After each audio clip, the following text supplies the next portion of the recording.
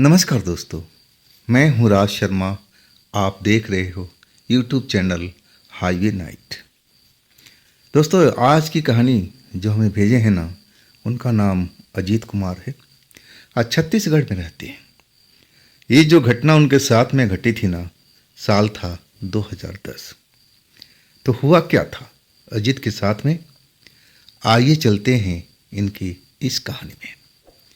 लेकिन दोस्तों, कहानी में जाने से पहले अगर आप मेरे नए चैनल पर अभी तक पहुंचे नहीं हैं तो जल्द से जल्द जाइए ना। राज की कहानियाँ, ये मेरा नया चैनल है और उसमें जो कहानियाँ मैं डाल रहा हूँ आपको बहुत पसंद आएगी। उस चैनल का लिंक इसी वीडियो का डिस्क्रिप्शन बॉक्स में दिया हुआ है। तो शुरू करें अजीत की भेजी हुई कहानी। दोस्तों, मेरा नाम अजीत है। मैं छत्तीसगढ़ में अपने पूरे परिवार में मेरे पापा, मेरी मम्मी और मेरे से एक छोटी बहन, इतना ही बड़ा मेरा फैमिली था। मेरे पापा जो थे ना, अब एक तरह से बड़ा उनका सपना था कि खुद का अपना घर हो। अभी तक हम लोग किराए के मकान पे रहते आ रहे थे, लेकिन अब पापा चाहते थे, उनके पास में अब वो चीज़ आ चुका था। अब वो अपना मकान खरीदना चाहते थे। और इसके बाद में अब कई हित मित्र से सबसे सलाह लिया गया कि हम लोग ज़मीन लेकर के घर बनाएं या फिर बना बनाए घर ही देख लें। कुछ ने सलाह दिया कि नहीं, नए सिरे से आप घर बनाओ, वही आपके लिए बेहतर होगा। पुराना मकान तो पुराना ही होता है।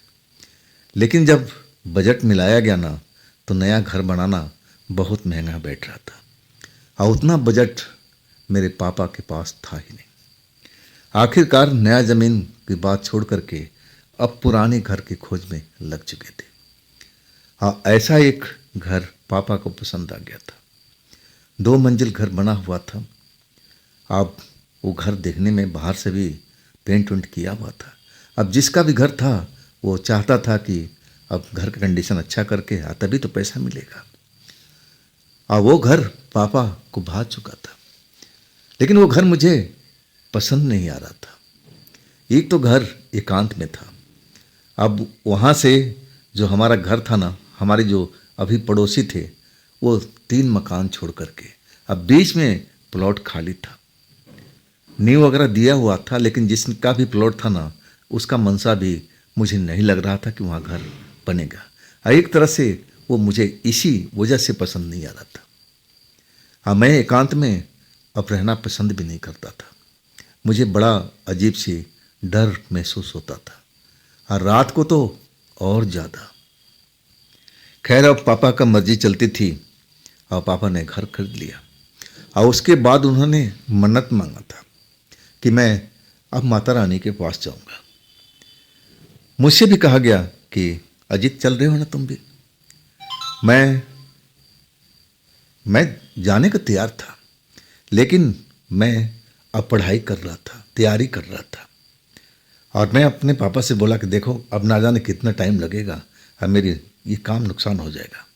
चलो आप लोग घुमाओ, अभी आप लोग जाओ, फिर मैं भी चला जाऊंगा जब मुझे मौका मिलेगा।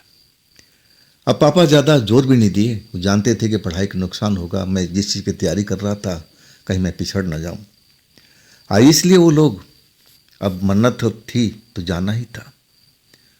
पापा, मम्मी, मेरी छोटी बहन अब चले गए थे। वास्तव में उस घर में मैं अकेले था। उस कॉलोनी में मेरी कोई जान पहचान भी नहीं थी, ना कोई दोस्त था, ना मित्र था। अब एक तरह से अकेला हो चुका था। हालांकि पापा मुझसे बात करते रहते थे फ़ोन के माध्यम से। मैं भी कभी कभी उनसे बात कर लेता था। इसके बाद अब उनका फ़ोन ना तो लग रहा था और ना वो मुझे फ़ोन कर रहे थे। अब जिस एरिया में पहुँचे थे, शायद वहाँ पर नेटवर्क की समस्या थी या क्या था, ये तो मैं नहीं जान सकता। रात हो चुकी थी। एक रात तो मेरी बड़ी आराम से कट गई थी। मैं वो तो बात बताना ही भूल गया। डर लगा था, अकेलापन का एहसास हो रहा था, लेकिन मुझे नींद आ गई ना, तो तो सुबह ही आँख खुली थी। तब मैंने बड़ा चैन का सांस लिया था, सुकून लिया था कि चलो आज की रात कट गई, कल की कल रात देखी जाएगी। रात होते ही मैं घबरा जाता था। इतना बड़ा घर में और वो भी अकेले, और वो भी आसपास में कोई पड़ोसी नहीं है, तो आप समझ सकते हैं। खैर अब दूसरा रात हुआ और मैं अपनी पढ़ाई के दिन में तैयारी कर रहा था, रात में भी करता था।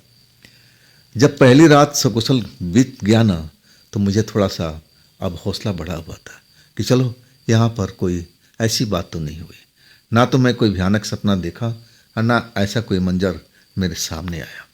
चलो अच्छी बात है।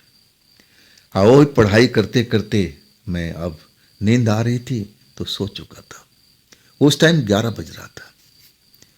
अचानक मेरी आंख खुली, कमरे में लाइट जल रही थी। आंख इसलिए खुली कि जो पंखा था ना, अब मैंने स्विच बंद किया हुआ था और सर्दी का मौसम स्टार्ट हो चुका था, तो पंखा चलाने का कोई तुक ही नहीं था। अचानक वो पंखा अपने आप तेज स्पीड में चलने लगा था।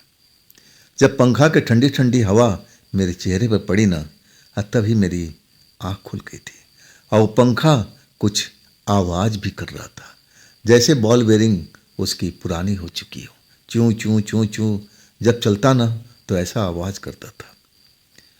अब मैं थोड़ा घबरा सा गया था। डरपोक तो था ही, मैं डरता था अकेले में। अब मैं जब पंखा ऑन ही नहीं किया तो ये पंखा कैसे चलने लगा अपने आप। डर के मारे मेरा बुरा हाल हो चुका था। ये कैसे हो गया, कौन कर दिया? अब मैं समझने की कोशिश कर रहा था। और तभी सबसे डेंजरस जो बात हुई, जो लाइट जल रही थी ना, वो फ्लिकरिंग करने लगी। कभी जल रही, कभी बुझ रही, जब भी जल रही बुझ रही। और एक सड़न जैसी बदबू हमारे घर में फैलने लगी थी। उसका जो दुर्गंध था ना, मेरी नाकों पर महसूस हुआ ना, तो मैं रहा सहा होश भी मेरा जाता रहा। मुझे तो ऐसा लगा कि बस डर के मारे मैं बेहोश ही हो जाऊंगा। कोई भूत प्रेत तो बाद में दिखेगा। मैं तो ये सारे संकेत देख कर के ही समझ चुका था कि मामला यहाँ पर बिगड़ चुका है। अब मैं यही सोच रहा था कि बस यहाँ से, इस कमरे से निकलूं, अब बाहर भागूं और कॉलोनी की साइड में दौड़ जाऊं, कोई दरवाजे को थपथपाऊं और मदद मांगूं कि भाई मुझे रात भर आपके घर में रुकना है, मैं उस घर में रुक नहीं पाऊंगा। लेकिन मैं जब तक ये सोचता, जब तक कुछ तैयारी करता ना, वो जो लाइट अब फ्लिकरिंग कर रही थी, अचानक अंधेरा हो गया, वो रुक गई। पूरा कमरा अंधेरे में भर चुका था। और वो जो पंखा था ना, उसकी स्पीड और बढ़ गई थी, जैसे हाई स्पीड में चल रहा हूँ। आवाज़ वो चूँ चूँ की थी ना, अभी मेरे कान में पड़ रही थी। और वो ठंडी हवा मेरे चेहरे पर, मेरे बदन पर एकदम बर्फ़ के माफिक महसूस हो रहा था। और मैं इतना खौफ में था कि बस लग रहा था कि अभी कुछ मेरे साथ में हो जाएगा। जरूर यहाँ पर कोई भूत प्रेत है, जरूर यही सब ये कर रहा है। ये लाइट कौन ज़्यादा और कम कर रहा है? अचानक लाइट कैसे बंद हो गई? ये पंखा तो मैंने चलाया नहीं, ये पंखा अपने आप क्यों चलने लगा? वाकई में ये सब चीज़ मेरे को डराने के लिए काफ़ी था। और अचानक वो जो पंखा था ना, अब रुक सा गया। एकदम चूँ चूँ की आवाज़ धीरे धीरे धीरे धीरे और वो कम हो करके बंद हो गई थी। मैं राहत का सांस ले नहीं पाया था। डर, बेचैनी, घबराहट सब कुछ भरा हुआ था। और मैं उठने का कोशिश कर रहा था। आज जैसे ही मैंने उठा ना, जैसे मैं किसी से टकरा गया। और उसी वक्त वो जो बल्ब बंद हुआ था ना, झिलमिल करते हुए, अचानक वो जल पड़ा। आज जैसे ही मैं जिससे टकराया ना पलंग के ऊपर में, मैं तो लगा कि मेरी हार्ट अटैक आ जाएगा।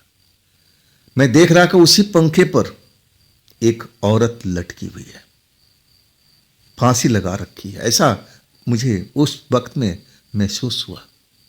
बड़ा ही डरावना दृश्य था। उसकी आंखें खुली हुई थी, बड़ी बड़ी आंखें, जैसे मुझे घूर रही हो। चेहरे पर एक अजब सा मुस्कान अब दिख रहा था। बड़ा ही डरावना पल था। अब मेरी तो अब ऐसा लगने लगा कि मेरा जान निकल जाएगा, मैं कुछ नहीं कर पाऊंगा। और तभी जैसे वो रस्सी थी ना, धड़ाम से टूट करके नीचे गिरी। अब मेरे बगल में ही वो लड़की गिरी और उसके बाद वो जो लाइट था ना, बंद हो चुका था। ये सब इतना डरावना पल था मेरे लिए कि मैं तो अब समझ गया कि मेरा अब काम तमाम हो चुका है, अब मैं बचूंगा नहीं, इस घर से जिंदा निकल ही नहीं पाऊंगा। लेकिन मैं भरपूर कोशिश किया, पलंग से उतर करके भागा अंदाजे से, दरवाज़ा कहाँ पर है। वैसे ही नया घर था, दरवाज़ा जल्दी से मिल नहीं पा रहा था। लेकिन जब मिला ना तो मैं खोलने की कोशिश करने लगा, लेकिन दरवाज़ा जैसे जाम हो चुका हो। वो पल मैं आज भी नहीं भूलता जो मेरे साथ में रात में बीती थी। मैं रोने लगा, चिल्लाने लगा, और जब कुछ नहीं हो पा रहा था, दरवाज़ा नहीं खुल रहा था ना, और तब मुझे एक ही बात याद आया कि ऐसे वक्त में मैं हनुमान चालीसा पढ़ूं, अब बजरंग बली मेरी रक्षा करेंगे। अब वही मैंने करना शुरू किया। जैसे ही हनुमान चालीसा पढ़ना शुरू किया ना, तो जो बल्ब बंद था ना, अचानक जल पड़ा। और जलते ही मैं दरवाजे के पास ही खड़ा था। दरवाज़ा मैंने ही लॉक करके सोया था। और मैं पीछे मुड़कर देखा जहाँ पर वो लाश गिरी हुई थी, लेकिन उस पलंग पर ऐसा कुछ था ही नहीं। ना तो बिस्तर हमारा गंदा था, ना वहाँ कोई निशान तक था। ये सब क्या था भाई? अब मेरा उस घर में रहने का तो मतलब ही नहीं था। मैं अब समझ चुका था कि यहाँ पर हुआ क्या था। सब कुछ मेरे नज़रों के सामने में घटा था। इतना डरावना दृश्य देखने के बाद मैं इस घर में इस बिस्तर पर सो पाऊंगा? नहीं बाबा, नहीं। दरवाज़ा जो खोला ना, तो अब आराम से खुल चुका था। और इसके बाद मैं अपने घर पर रुका नहीं, सीधा मैं गली में भाग चुका था। भागते भागते जब मैं पड़ोसी के घर पहुंचा, जो 2 प्लाट के बाद में उनका घर था, और थोड़ा पिताजी से उनसे बातचीत भी हुई थी। अब वही घर मुझे सुरक्षित लगा था। मैं दरवाज़ा पीटने लगा। कुछ देर के बाद में उन्हीं की आवाज़ आई, कौन है बाहर में, क्या काम है, बताओ। और तब मैंने अपने पिताजी का नाम बताया कि देखिए, मैं इनका बेटा हूँ, अभी जो हम लोग नया इस घर में शिफ्ट हुए हैं। और तब आकर दरवाज़ा खोले। आप मेरी हालत देख करके कुछ पूछे भी नहीं, बोले चलो अंदर चलो। अंदर ले आए और ड्राइंग रूम में बिठाया, पानी पिलाया। उनके परिवार के लोग भी और जाग चुके थे। वो कुछ भी नहीं पूछ रहे थे, जैसे उनके लिए कोई नई बात नहीं है। आखिरकार पानी पीने के बाद मेरा जो मन शांत थोड़ा सा हुआ कि मैं चलो अब सुरक्षित जगह पर हूँ। मेरे बगल में आकर के बैठ गए और मेरे से ही पूछने लगे कि क्या तुमने उस लड़की को, लाश को देखा था क्या, पंखे से लटकी हुई? अब तो मैं चौंक गया था। मैं कहने लगा बिल्कुल वही हुआ था मेरे साथ में। सब कुछ मैं बताने लगा कि क्या हुआ था। मैं तो सो चुका था, अचानक पंखा तेज तेज चलने लगा, चूं चूं की आवाज़ आने लगी। मेरी जब आँख खुली तो जो लाइट जल रही थी कमरे की, वो फ्लिकरिंग करने लगी। अचानक बंद हुआ, पंखा भी बंद हुआ। सब कुछ मैं बयान करने लगा, जैसे उन पर कोई इस बातों का फर्क ना पड़ा हो। और तब वो कहने लगे, देखो तुम्हारे पिता से मैं इस बारे में बात किया था, लेकिन तुम्हारे पिता भगवान को ज़्यादा मानते हैं ना, माता रानी को मानते थे। कहते थे कि नहीं, माता रानी सब रक्षा करेगी, हमारा घर बिल्कुल पवित्र हो जाएगा। अब देख लिया ना तुम्हारे आंखों के सामने। मैं तो कहूँगा कि तुम्हारे जैसे ही पिताजी आते हैं ना, अब उनको समझाओ। ये घर काफ़ी लोगों ने खरीदा और सब कुछ कर लिया, जो ना करना है ना, तंत्र मंत्र का सारा उपचार कर लिया, एक से एक बढ़कर तांत्रिक को लाया गया। हाँ, कुछ दिन ये घर जरूर शांत रहता है, अब फिर वही खेल शुरू हो जाता है। मैं अब उनकी बात का मतलब समझ गया था। अब जब तक मेरे पिताजी नहीं आए ना, मैं उसी घर में अब एक तरह से गेस्ट के रूप में रह रहा था। दिन में मैं जाता था कपड़े बदलना, किताब उताब लाना, लेकिन अकेले नहीं, उन्हीं सज्जन के साथ में, और मैं ये काम करता था। लेकिन रात को मेरी हिम्मत नहीं थी कि मैं उस घर में अकेले सो जाऊं। जब पिताजी आ गए ना, तो मैं बेहद खुश हुआ था। इसके बाद सारी घटना को बताया। वो मेरी घटना सुन करके हैरान रह गए थे। कहने लगे, तूने जरूर कोई सपना देखा होगा, जरूर कोई सपना देखा हुआ, तू ऐसा ही डरपोक ही है, बताओ ये बात है कि नहीं है। तब मैं कहने लगा कि नहीं पिताजी, वो कोई सपना नहीं था, वो मेरे सामने हकीकत घटी थी। इसके बारे में ज़्यादा जानकारी लेनी है तो अंकल के पास चले जाओ, उन्होंने तो आपसे बताया था ना कि घर भुतहा है, इसमें कोई रुकता नहीं है। तभी ये घर आपको सस्ते दाम पर मिला था। मेरी जब बात पूरी हुई ना, तब उनको शायद समझ में आ चुका था। अब फिर कहने लगे, बेटा कोई बात नहीं, अब चलो, अब दूसरी जगह चलते हैं, किराए पर घर देखते हैं। जब ये घर बिकेगा तब हम दूसरा घर खरीदेंगे, लेकिन अब तुम्हारी वजह से हम घर को खाली करते हैं। इसके बाद में हमारा पूरा परिवार उस जगह को छोड़ चुका था।